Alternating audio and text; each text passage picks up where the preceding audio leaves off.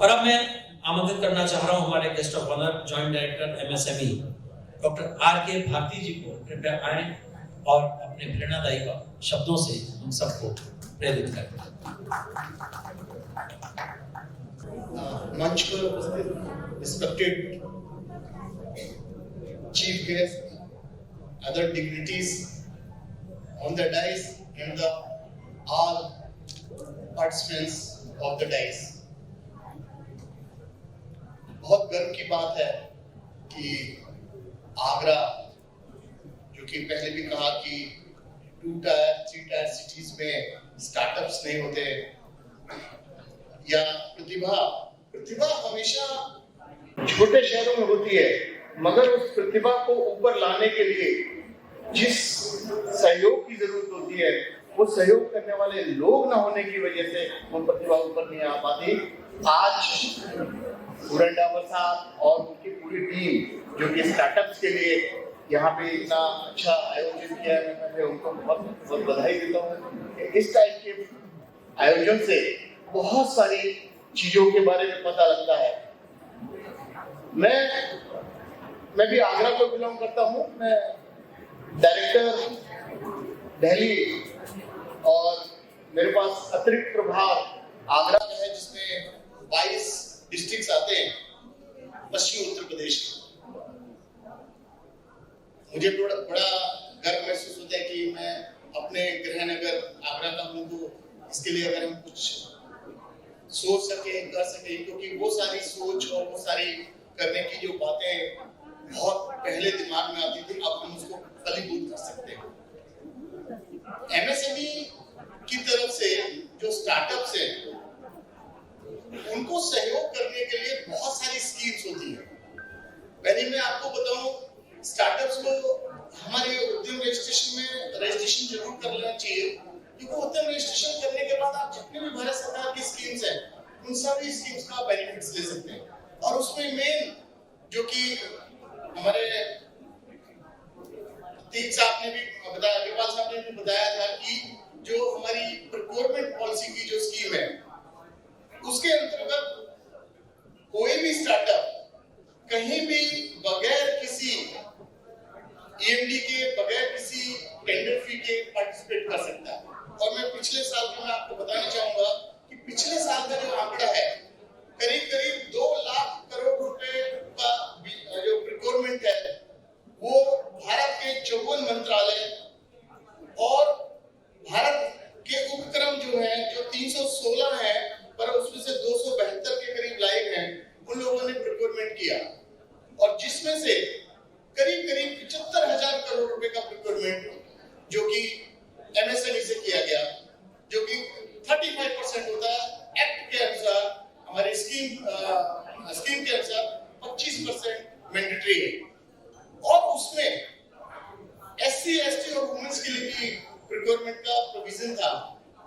थोड़ा सा सुनने में अच्छा नहीं लगता, क्योंकि पिछले साल जब 2022-23 में जो प्रोक्योरमेंट हुआ था, वो करीब 1,75,000 करोड़ रुपए का हुआ था। उसमें एमएसएमई में एससी, एसटी जो एंटरप्रेन्योर्स हैं, उनका जो कंट्रीब्यूशन था, वो करीब लगभग 1% के करीब था, जो कि इस साल घट के मात्र 0.67% रह गया, जो एक थोड़ा सा विचलित करता है।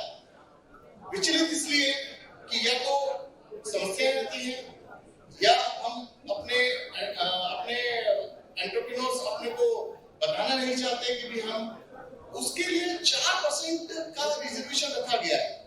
नया एंटरप्रेन्योर जो आज हमारे जितने भी स्टार्टअप्स के बंधुगण आए हुए हैं यहाँ पे, मैं आपको बताना चाहूँ कि आप अपनी क्वालिटी डेवलप कीजिए। आपको शायद कई लोगों को विगत होगा कि 1932 में जीआरडी टाटा साहब ने एयर इंडिया को लॉन्च किया था। उस वक्त उनके केवल 18 एम्प्लॉइज के साथ उन्होंने उसको लॉन्च किया। और उस वक्त एविएशन की इंडस्ट्री में वर्ल्ड की सारी बड़े-बड़े पैसे वाले इंडस्ट्रीज थी।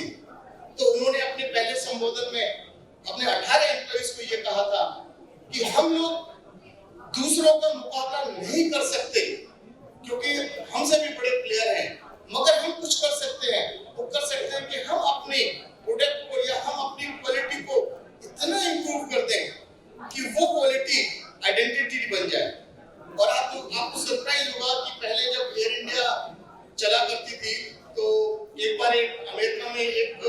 ने किसी से समय पूछा कि भी समय क्या हुआ है, तो उसने बगैर घड़ी देखे कह दिया 11 बजे है। तो दूसरे व्यक्ति ने कहा यार तुमने बगैर घड़ी देखे कैसे बता दिया 11 बजे है? कहेंगे कि यहाँ इस शहर में एयर इंडिया का फ्लाइट 11 बजे लैंड करता है। जब आपने समय पूछा तो वो एयर इंडिया का फ्लाइट लैंड कर रहा था, मैंने उसको देखकर ही बता दिया कि 11 बजे। तो समझिए कि आप अगर अपने किसी भी चीज में क्वालिटी अगर लेके आते हैं, आप अपनी आइडेंटिटी वहां से खड़ी करते हैं। कोई भी बिजनेस बगैर सहयोग के नहीं चलता।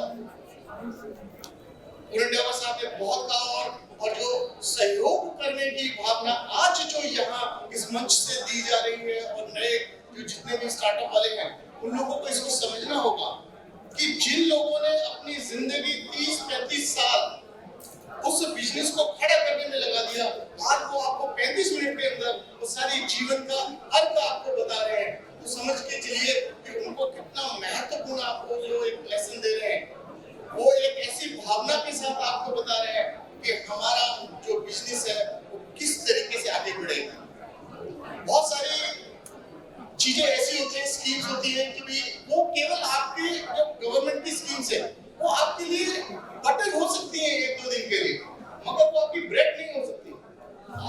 आपको उन स्कीमों के जरिए आपको ये बताया जाता है कि आप इस तरीके से भी कर सकते हैं, ये भी आपको फैसिलिटी मिल सकती है।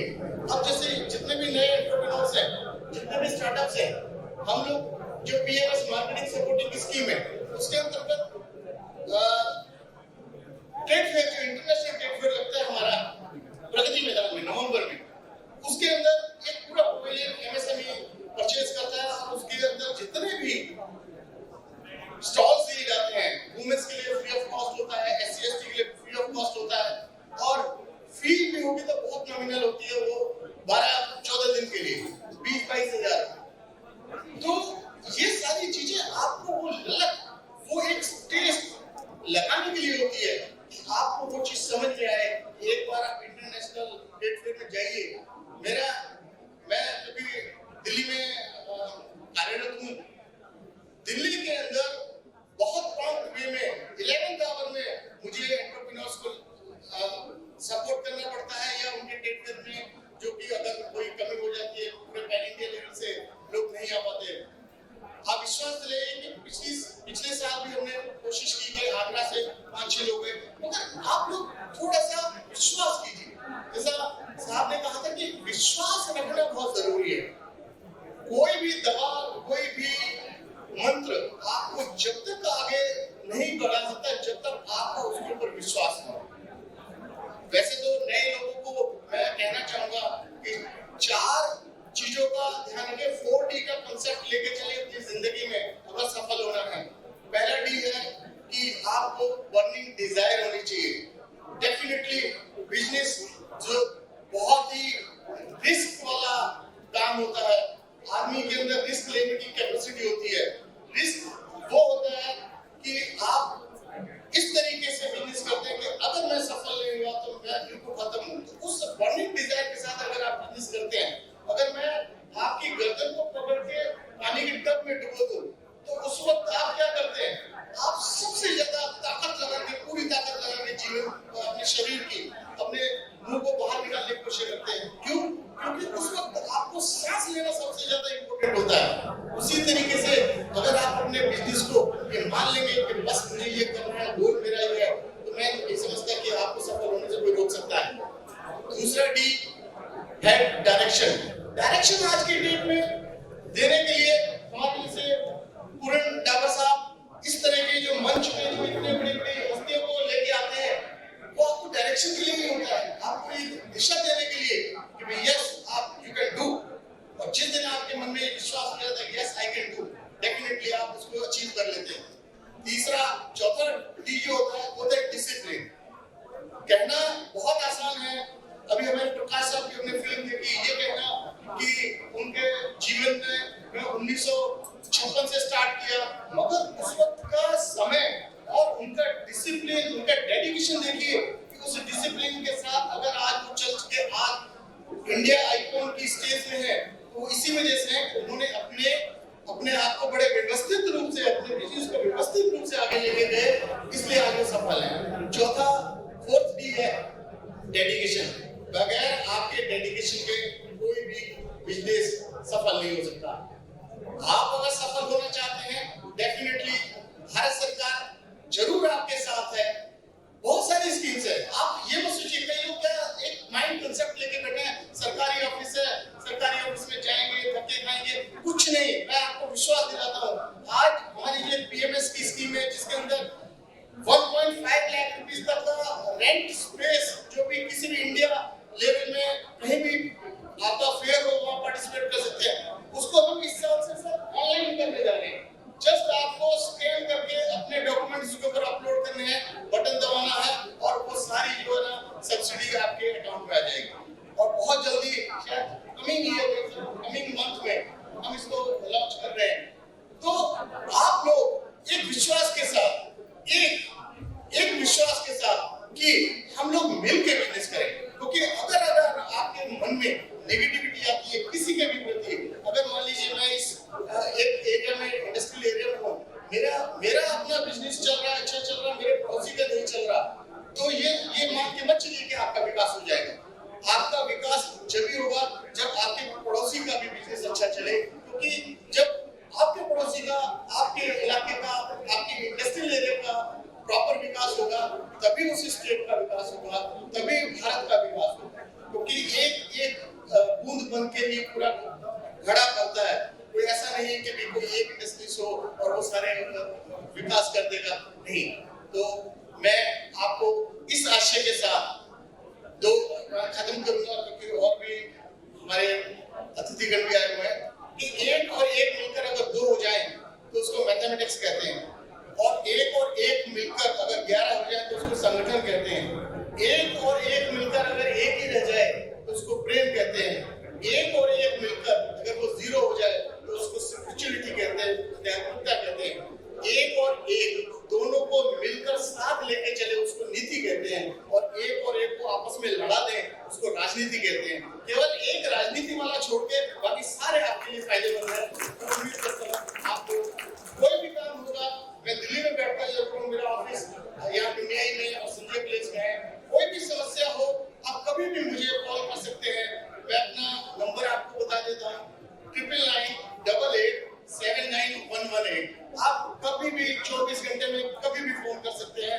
आप अगर कोई भी समस्या हो, कोई भी, मैं ये नहीं कह रहा कि वो समस्या केवल आपके सरकारी काम के रिलेटेड हो, मैं इस शहर के नाते, क्योंकि ये मेरी जन्मभूमि भी है, आपके लिए सदैव उपस्थित रहूंगा। Thank you. 9988879118। Thank you very much. ये थे doctor R K Bharti ji, joint director MSME Agra office.